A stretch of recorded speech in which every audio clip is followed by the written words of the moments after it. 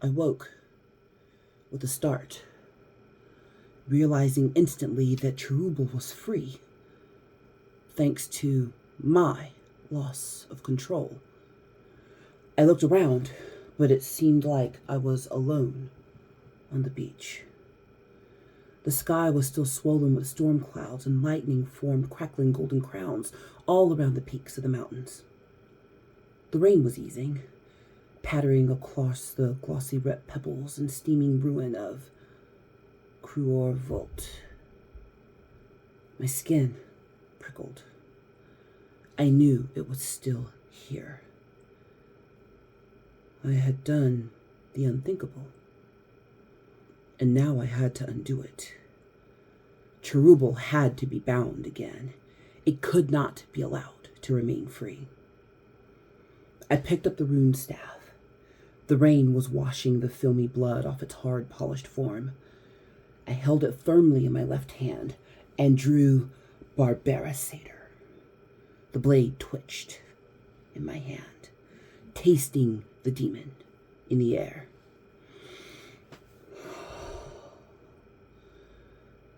Gracious Emperor of mankind, hallowed be your majesty, bright be your light everlasting. Vouchsafe your servant in this hour of peril.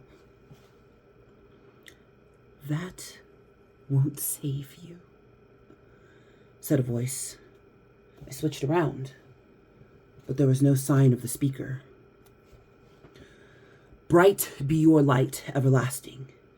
Vouchsafe your servant in this hour of peril, so that I may continue to serve you, great Lord, and purify your dominion of... It won't, Grigor. The benediction of Terra. It's just words, Grigor. Just words. Continue to serve you, great Lord, and purify your dominion of man, casting out all demons and changelings of warpcraft. But I have more than words for you, Grigor. I liked you, Grigor. Of all men, you had a spirit I admired. I worked for you. I spared you more than once. Consider that. All I asked in return was that you honor our compact and release me. And what did you do? You tricked me.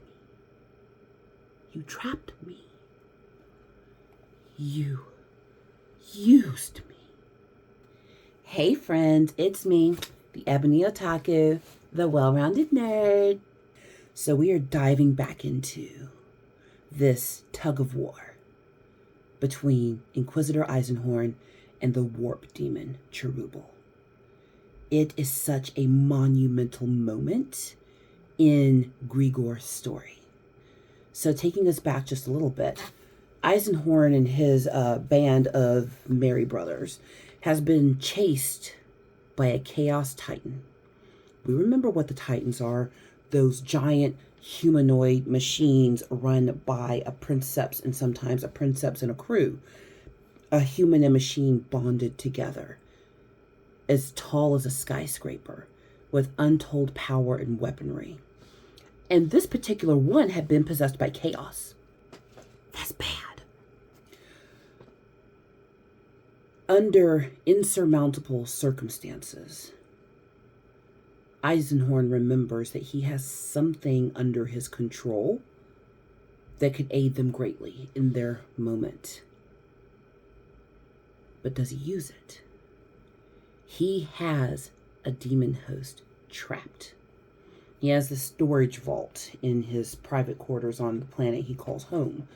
And it's where he keeps all the nasties that he collects as trophies over time, or those things that don't need to get out into the general public. Here's what makes his binding of Cherubal so unique. He's not the first Inquisitor to have run into this particular demon who escaped out of the warp.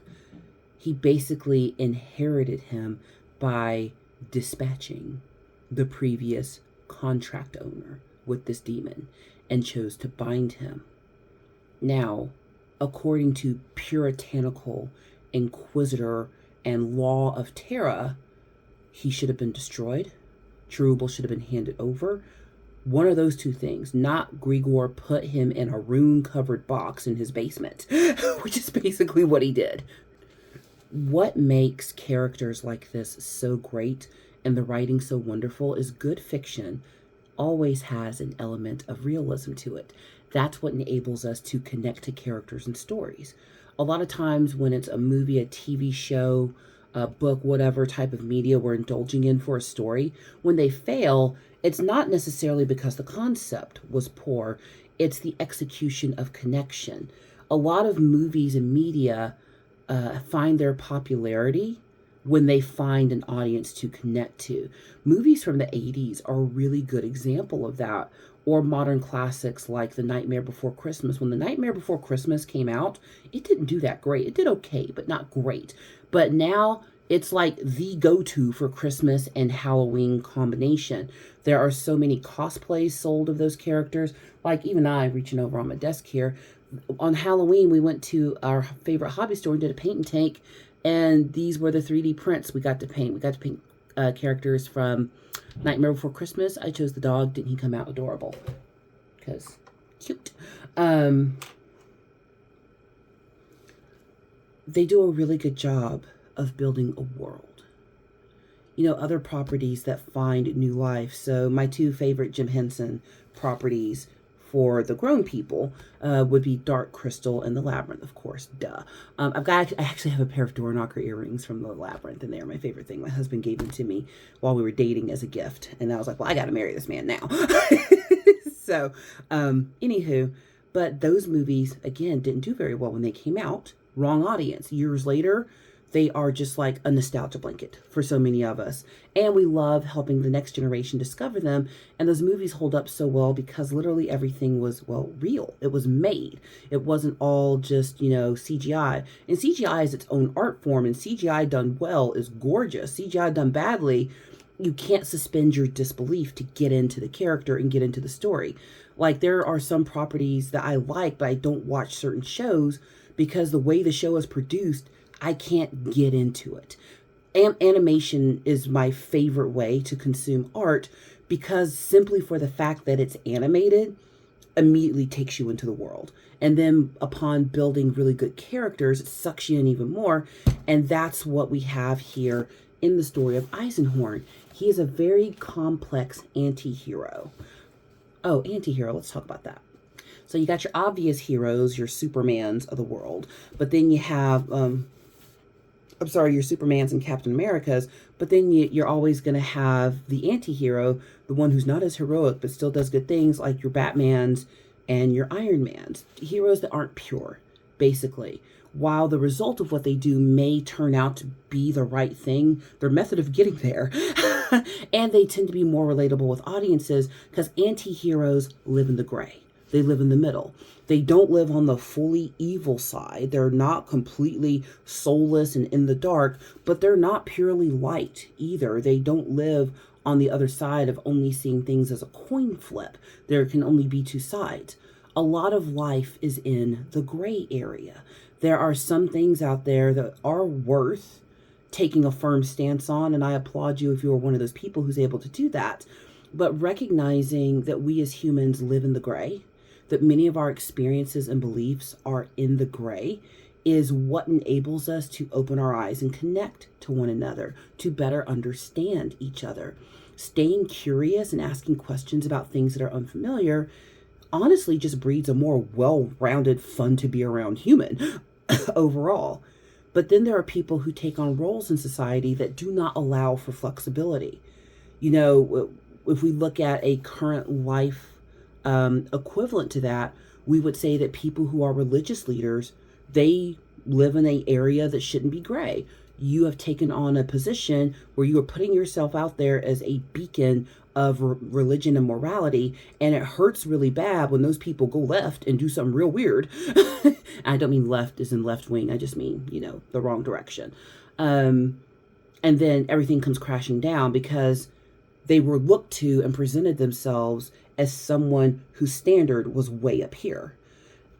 And then when people who are super not good do something just about it, we rejoice when they make it to gray, because gray area was less bad than the really bad stuff they were doing. Does that make sense? So much of what affects us is in the gray, which is why Grigor's story is so compelling. He's living in gray area now. As a young novitiate into being an inquisitor, he was puritanical, like most of them are when they first go in. Most people who go into religious studies to be, a certain kind of spiritual head in a group, they go in there with the idea that I'm going to be pure. Or people who are like, you know what, I'm going to Congress and I'm going to clean house, I'm going to do all the things. And then they show up and their fellow Congress people give them the lowdown on what they're actually going to do and how they're actually going to do it. No, here's your cube in the call center under Congress, and get to fundraising. And that's what's happening to Grigor. He's hitting the reality that 100% purity for humans especially just simply is not possible.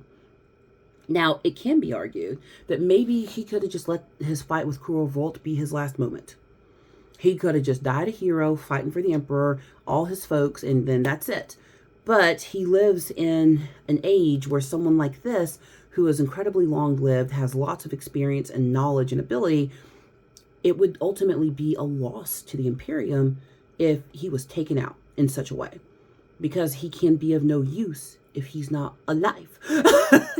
So there's gray area. And it's interesting because the reason he even has access to Cherubal is Cherubal was hanging out with another Inquisitor, and Grigor offed his previous owner and then took control. What should Grigor have really done when he got Cherubal? Should he have immediately taken his possession vessel back to his inquisitorial temple and be like, hey, y'all deal with this? Should he have just destroyed him or banished him back to the warp? He didn't do any of those things. Something compelled him to keep Cherubal on a short leash, because Cherubal has power that no human has. And if they come up against something that can only be defeated with unholy power, well, unless you have access to it, you can't use it. It's an interesting discussion. Where do you fall on the Eisenhorn debate? I've read so many comments and articles on different wikis and stuff about whether or not Eisenhorn is loyal to the Imperium and a nice, pure Inquisitor, or if he's a traitor. And yes, I know there's other books with Eisenhorn in them, but we're going to talk about those books right now. We're talking about this one, okay? We're talking about this omnibus right now. And in this moment, he has done the unthinkable as an Inquisitor. However, the result is that he and his team get to live. Well, most of them anyway. And, I mean, there are some pretty scary things out there living in the universe. And what is it called? A fighting fire with fire? If you can use the enemy's own tricks against them? Oh, it's such a gray area. Have you ever seen that Leonardo DiCaprio movie, Catch Me If You Can? It's Leonardo DiCaprio and Tom Hanks. Tom Hanks is trying to catch Leonardo DiCaprio, who's playing a young man who got really good at frauding people. Real good. Like, became a pilot, pros as a doctor, lawyer, all the things. And he was stealing so much money and just being so reckless that the whole FBI went after him. It's based on a true story. I watched a documentary on the person who it's based on.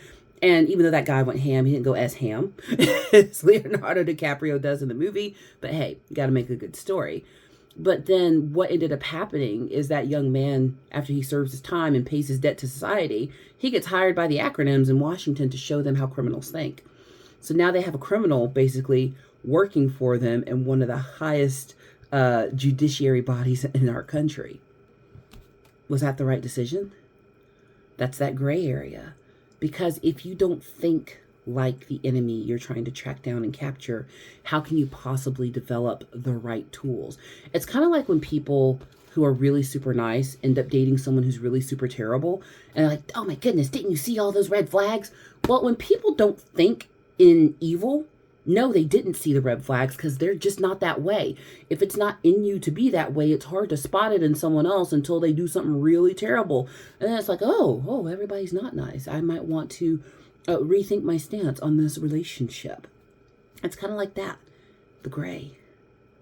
Most of us live in the gray. Eisenhorn is in the gray. In order to conquer the enemy, they need the weapons of the enemy. But to use the weapons of the enemy, you got to start thinking like the enemy. And that's where the danger lies. Because the way a person thinks will determine how they feel, which then translates into actions.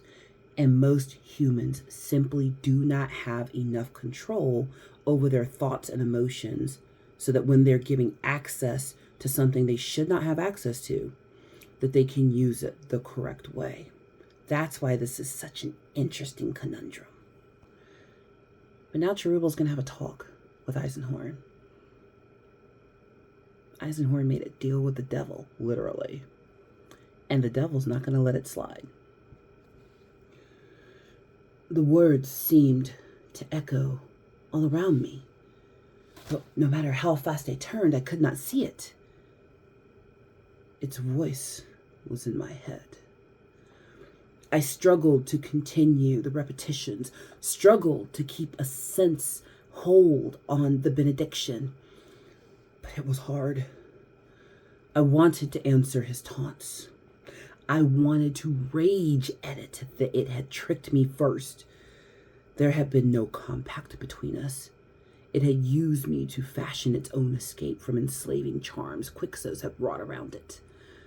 I dared not. I focused on the repeats. Barasator shivered from hilt to tip, resonating with the psychic power that washed around me. Vouchsafe your servant in this hour of peril, so that I may continue to serve you, great Lord. A star came out over the lake, a hazy ring of white around a brilliant gleaming center, almost fluttering, like a leaf in the wind. It eddied down towards me and settled a few meters away. The pebbles beneath it turned to glass. The light was almost too bright to look at. Cherubel hovered in the center of the glare. He was at his most deadly now. Non-corporeal. A demon spirit. Raw and bare. Unfettered by a fleshly host. I could not resolve any real details in the light. In truth, I had no wish to gaze upon the demon's true form. It was not even man-shaped anymore. I had always presumed white light to be pure and somehow chaste, to be noble and good. But this whiteness was utterly evil, chilling, its purity and ambition. Hallowed be your majesty, bright be your light everlasting. Shut up, Grigor. Shut up, so I can hear myself kill you. My weapons, staff and sword, were useless physically. Cherubel had no host body to destroy, but they were strong psychically. I had banished Cherubel with the rune staff once before, and as far as I know, obliterated his demon-kin's profanity. But my mind had been stronger in those battles. And psychic weapons are only as powerful as the will that directs them. Cherubel knew how tired and ill-focused I was. I could feel it trying to weaken me by teasing out the agonies I felt inside. Bequin, Medea, Amos, Rasi, Har. It wanted me to think about the deaths of those dear friends, so that I would be weakened still further by grief. But it was weak too. It had just expended huge reserves of power, vanquishing a titan. The light surged forward to test me, I think. I swung Barbarisator to deflect it and felt the electrical impact down my arm. It surged again, and I swept the staff around, driving it back. It circled me. I stung it. I knew it was in for a fight. I lunged at it, Barbarisator keening. Cherubal blocked it with a bar of luminous energy and convulsed out a pulse of pale radiance that blew me off my feet into the air. I landed on hard shingle, but sprang up fast, remembering that every close combat move I'd been taught over the years by the likes of Harlon Nal, Karaswol, Aaronhod Eshu Shwadir, Midas, Medea. It was coming right onto me, blinding bright. It was like fighting a star. I smashed at it with the head of my staff, and then somersaulted out of its path, landing on my feet and then sprinting away. I ran under the smoldering arches of Cruel Volt's faltering legs, and then back up the tough slog of the beach towards the station.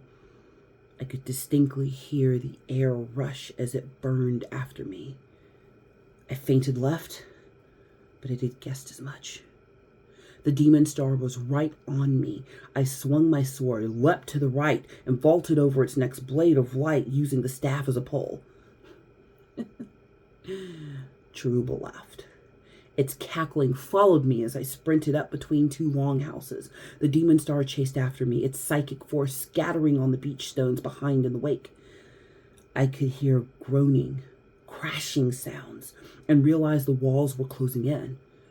Cherubal was lifting both longhouses off their blocks and crushing together me in between them. I tore through the wall of the left hand prefab with Barbarisator and leapt through as the juddering huts slammed into each other. Cherubal burned through the fiber ply wall to get at me and was greeted by my counterattack of stabbing blade and staff. I could drive it back, but I couldn't do any more than that. My mental reserves were just not strong enough.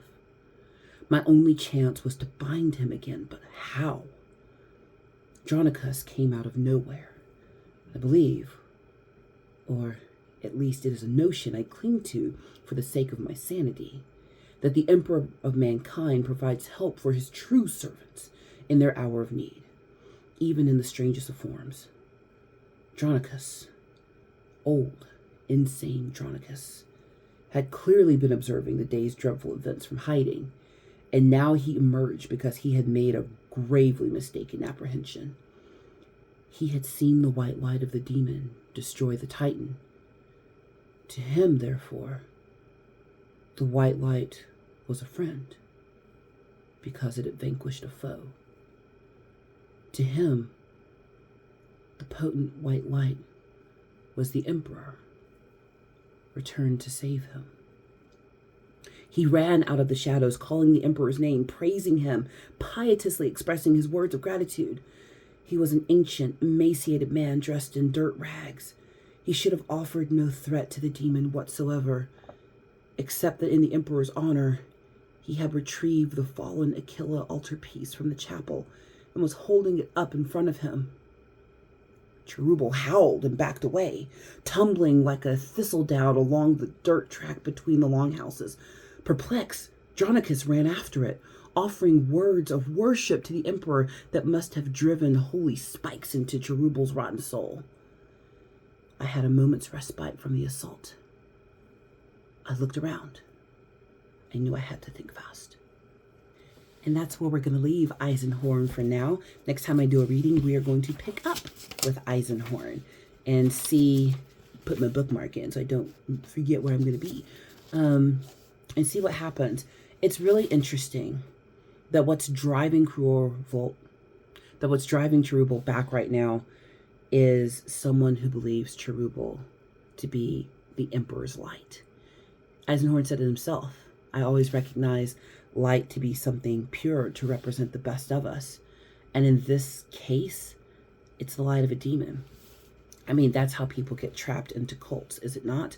Assuming that the thing that they are experiencing is the purity, when it's the work of the most evil humans possible who take advantage of people that way. There's so much to be learned in well-written fiction. I am highly a proponent of reading fiction. I read nonfiction too. I'm actually about to go to the bookstore in a couple of hours and get some books to help me with my work as a corporate trainer. But fiction is special. Fiction helps us look at the world from a different angle, and it helps us explore things that maybe if someone was just trying to spit facts at us, we might not be as receptive to. But when worlds are well crafted, when heroes and anti-heroes are well written, it gives us pause and helps us examine, well, how did this happen? No one becomes a heretic on purpose, I think. No one seeks to do evil. No one goes out thinking, I'm going to take this evil and use it against evil, and by doing so become evil. I don't think most humans think that way. There are some, and we don't have to talk about them in the comments. But it's such an interesting crossroad in this anti-hero's journey. He realizes what he's done. He's unleashed death in its purest form back into the material world. And he has to correct his mistake. Can't wait to catch up in the next Eisenhorn. I think my next Warhammer video actually is going to be with my miniatures and some painting. A lot of folks seem to be interested in that. I'm making real good progress on my kill team. So probably going to do some miniatures next time. Let's see if I can set up a way to paint with and do a live or something. We'll see. I don't know. If my technology behaves, we'll talk about it. But hope everybody enjoyed the video. Please leave a like, a comment, and subscribe, and I will see you in the next one. Bye.